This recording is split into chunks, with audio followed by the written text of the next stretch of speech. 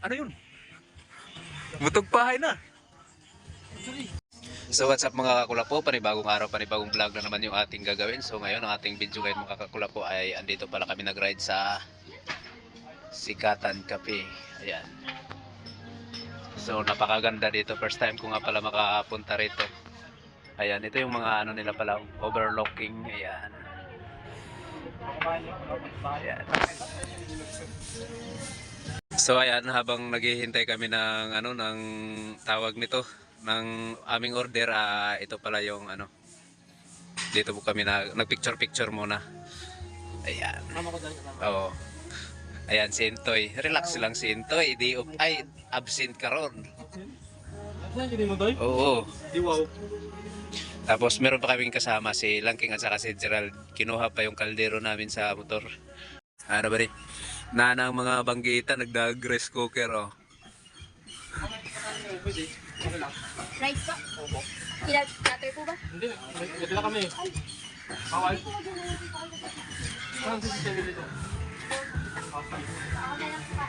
Wala kami kaya ito. Ayan. Yan ito ba? Siraya?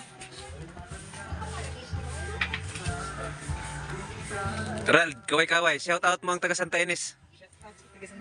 Kinsa man? Kinsa ba? Oh, taga Santa Ines, kinsa nakailaan eh. Naana oh. Mao nga grabe ka kulot day ang buhok, sige ra pangamot. Siyempre si Pragi, shout out kay Pragi. Nara, nakauban na gitin tao namo. Sa kadugay sa panahon. Toy, kaway-kaway. Oh! So, ano? Goods. Unsa may mga istorya nga nakauban ka sa amo? Nice kayo. Oh, mao pa niyang una namo nga gilakawan ay. Nagikan pa day may gaya na sa kuan sa to Antipolo Cathedral. Oh, nami dito gay na nagsimba sa tapos pagkahuman simba ni dayon mi diri sa Sikatan Cafe. Sikada Cafe. Hala, ano yun? Butog pahay na. Yawards. Basig pwede ta. Ha? Ngadto? Ngadto sila gikan di ay.